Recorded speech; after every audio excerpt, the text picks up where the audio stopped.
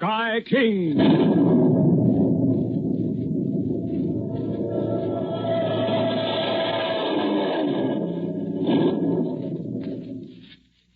Say, gang, here's a question that should make you stop and think. Is your home really safe? Now, if you consider for just a moment, I'll bet the answer will be not always. And I'll bet the reason that it isn't always safe is that every now and then you forget to put away your toys, games, or sporting equipment. Those things can cause plenty of trouble if they're left lying around on the floor when they're not being used. Hundreds of people are hurt or killed every year in falls caused by things left underfoot. A baseball bat, a ball, a rope, a roller skate. Any one of these things can cause accidents if you give them a chance. Play with them, have fun with them, but put them away when you're through. If they're in their proper place, you don't have to worry about them. And your mother will thank you for being thoughtful and helpful, and you'll be doing your part to make your home really safe. Don't be careless. Remember this little jingle. All the time, everywhere, be cautious. Take care. Now...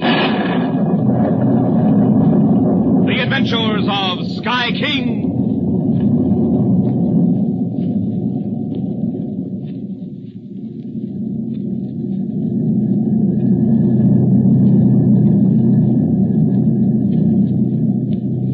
Quito. Snow-crested volcanic peaks 2 miles high, shrouded in cloud mist. Hot sunlight lancing through towering palm trees. Government buildings low and white. Houses made of pressed brick.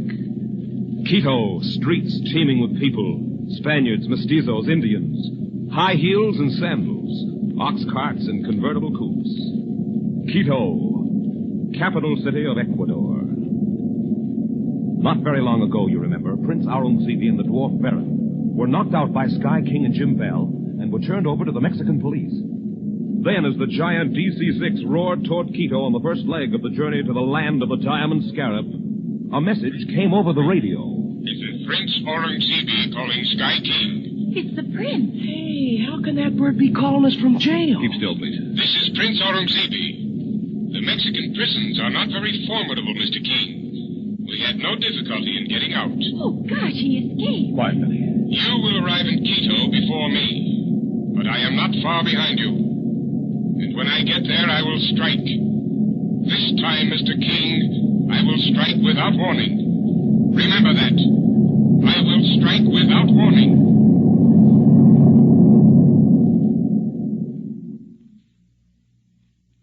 That happened only a short while ago. Now the big plane has landed, and Sky King, Penny, Clipper, Jim Bell, and Martha are walking along the crowded streets of Quito on their way to a hotel. Behind them are Dan, Porter, and Oda. Clipper speaks. Yeah, brother, this joint I go for. Looks like Coney Island on Saturday night. When were you ever in Coney Island, young man? Yeah. Oh, Martha, why do you want to pin me down? I've seen pictures of it. Pictures. I've seen pictures of Paris and Rome, but I don't go around telling folks I've been there. Well, you can tell folks you've been to Quito now, Marty. And you can tell Maribel and the Wednesday Women Club all about it, too. You can have their eyes just popping right out the head. Oh, if I live long enough to get home, you mean, don't you? Oh, fine how do you do this is. First time I've ever been any place in my life. And no thanks to you either, Jim Bell. Oh. And now I suppose I'll get shot in the back or stabbed while I'm sleeping in my bed by that Prince what's-his-name. His name is Aurungzebe, Mom. Prince Aurungzebe. Well, it may be Aurungzebe to him, but it's what's-his-name to me. And you can take it or leave it. He'll take it, Martha, if you tell him to. He'll take something else, too, if he tries to come sneaking around me. I'll get me a club, that's what I'll get me. And if what's-his-name comes up poking his long snoot into my whereabouts... Bam, biff, bang. Yeah. No more what's-his-name. You think you're smart, don't you, Mr. Clipper King? Well, let me tell you something. Whoa, save it, Marthy. There's one of them souvenir shops right across the street. Oh, where? You were right over there, see? You told me to tell you when I seen one. Oh, kind of nice-looking one, too, ain't it? Say, you think they'll have some of them gauchos in there, Sky? Oh, what, Martha? What's that again? Gauchos. You think they'll have them in that there shop? Mary Bell asked me to bring her one. Mary Bell? Did she ask you to bring her home a gaucho? What's wrong with that, young lady? Nothing, Martha. Nothing at all. No, you get her one, Marthy. You march right across the street there and tell that guy to wrap you up on the newspaper. See if you can get one without a mustache, Martha. Mustache? A gaucho's a cowboy, Martha. South American cowboy. A cowboy? Well, that's all Maribel needs. And you weren't kidding me, none of it. I knew what they was all along. I was just a string. Sure, Martha. Well, here's our hotel, kids. And now she'll know. Where'd Dan and Olaf get to? Oh, they're still in back of us, Guy. Oh. They're looking in the window. See them? Maybe they're shopping for gauchos. Huh, Martha? Oh, Mr. Smarty Pants, ain't you? I knew what... Yeah, sure, I know, Martha. You knew it all the time, didn't you? Push open the door for Martha, Clipper. Okay. We can wait in our rooms for Dan and Olaf. Oh, boy. I sure could do with a nice cold shower. Yeah, me, I could sure do with something to eat. Me too. Oh, there's the clerk looking at us. Probably thinks we're a bunch of Euromentados. Huh? Hey, what's that mean, Martha? It means nuts, Mr. Smarty. I guess that'll hold you, Clipper. I guess so. Come on, let's ask the clerk for our rooms. Dan Porter reserved them by wire. Oh, buenos dias, senora. Buenos dias, Señores, que decía ustedes? Oh, gee, I wish they spoke French down here. Hold it now. We're a part of Mr. Daniel Porter's party, senor. I understand he wired for rooms. Oh, Senor Porter, certamente. The Senor Porter from the Estados Unidos. Oh, sí, the Senor Porter. Felipe, come quick. Quick, I say pronto. You call, senor? Do I call? I yell. I shout. I scream. You take these people to the room of the Senor Porter, you lazy one. To the suite of El Presidente. Oh, follow Felipe, please, senores. He will take you. Gracias usted, senor. Come on, guys. Follow Felipe. Gee, sweet as a Presidente. Golly. Boy, Dan Porter must be some guy. They make all this fuss over him. Here, senores. The suite of the Presidente. And here's something for you, Felipe. Buy yourself a hacienda. Oh, gracias. Muchas gracias, senor. No Muchas ADK. Does that mean thank you, Sky? It's better. I gave him $1. Well, what do you think, guys? Not bad, huh? Oh, it's wonderful. Gee, it's beautiful. Yeah, it's even all right. And there's something else to tell them Wednesday women, huh, Marty? They won't believe me. Oh, but it'd be fun, all this, if it weren't for that prince. Oh, what can he do? He may have been just bluffing. He isn't bluffing, Clipper. He's in dead earnest.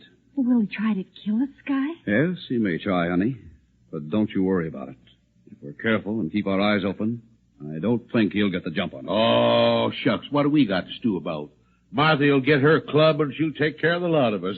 How about it, Martha? Well, I ain't staying alone, I'll tell you that, Jim Bell. So don't get no notions about going gallivanting around this here town. You either, Schuyler. Why, I wouldn't take a step without you, Martha.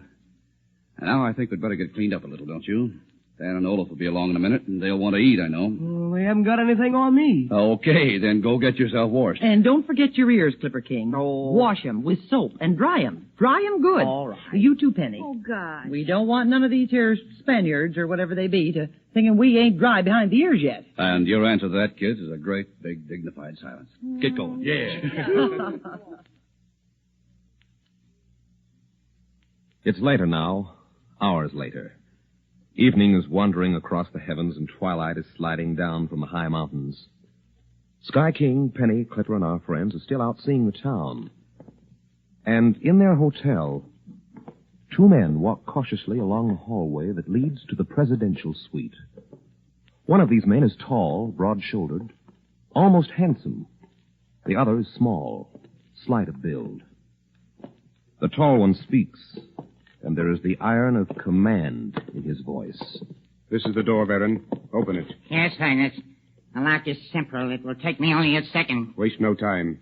The North Americans may return at any minute. And this time I do not wish them to see us. There.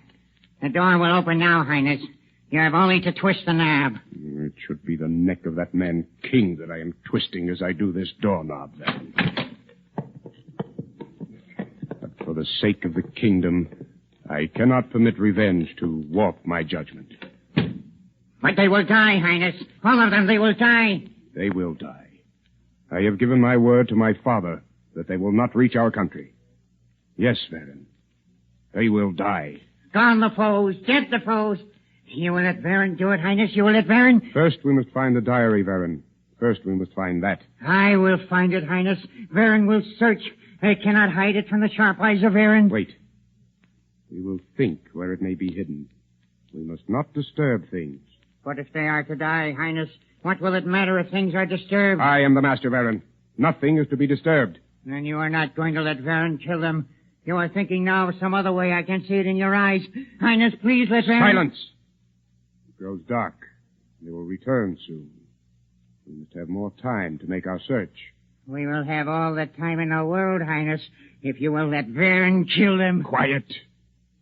They will be on their guard, and there are 7 of them. Without our raid tube, which King destroyed, we might have difficulties. Then we should wait for them to sleep, Highness. And when they sleep, Varen will steal in upon them and... No. I have a better plan. A quicker plan. That bowl of fruit on the table. These North Americans are always eating. They think nothing of their stomachs. And powder. You will sprinkle the powder over the fruit? But, Highness, they may not all eat. Of course, all of them may not eat. You think me a fool? But some of them will. Yes, Varen. And while they lie there sleeping and the others are rushing about frantically in their vain efforts to help, we, Varen, you and I, my friend, we will come in upon them and dispose of them. Gone the foes, dead the foes, and Varen will do it, Highness. Varen will do it. Shh. Listen, Highness. They're coming. I will sprinkle the powder. Plentifully, Varen. Plentifully. There. Now come. We will hide ourselves outside on the balcony. In a few minutes we will return, my friend. And they will pay for having dared to lay their vile hands on a prince of the kingdom. Here we are. Boy, Go on, kid. I like this city, don't you, Clipper? Yeah, it's all right. But kind of too many foreigners. Foreigners? What do you think the folks down here think you are? Me? I like them. Yeah, I noticed you're liking them, Jim Bell. Especially them senoritas. Oh, Marty, I was just comparing them to you, honey. You look better. Oh. Well, you do. Hey, Sky, what are you doing? Looking around like that. Oh. Nothing, Clipper. I always look around like that. Haven't you noticed? Oh, what do we do now, Sky? Well, we eat, I hope. I'm practically starved. Yeah. Good, I'm for that. But I think we'd better wait for Dan and Olaf to show up. Oh, gosh, Sky, they may not be here for an hour if they're going to call on the American consul. Can't we go down to the dining room now? Oh, we'll wait, Clipper. I think they'll be along. Well, there's some fruit over there on the table. We can eat that, can't we? Boy, I'm hungry, too. Hey, looks good. Anybody else want some? You, Sky? Doesn't look bad. Pass it around, Clipper. Ain't you got the manners?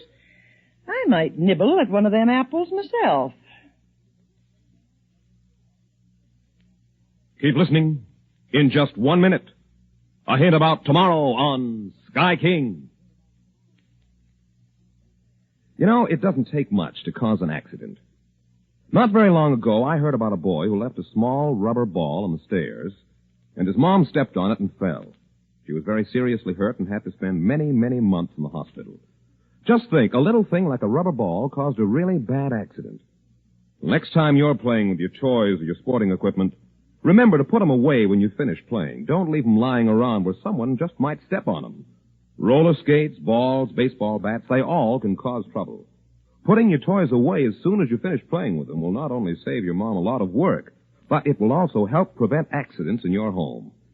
That old saying about having a place for everything and having everything in its place is a mighty good one to remember. Don't take chances. Help prevent accidents. This is Mike Wallace reminding you, all the time, everywhere, be cautious. Take care.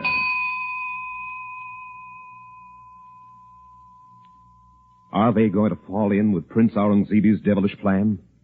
Will they eat that fruit? Be sure you're on deck tomorrow when we bring you Prince Aurungzebe reports to his father.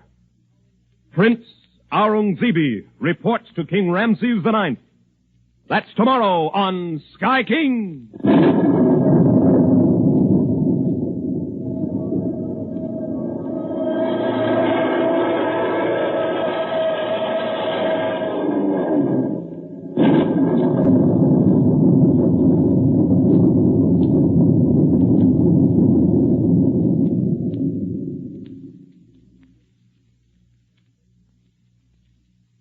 This is ABC, the American Broadcasting Company. Sky King.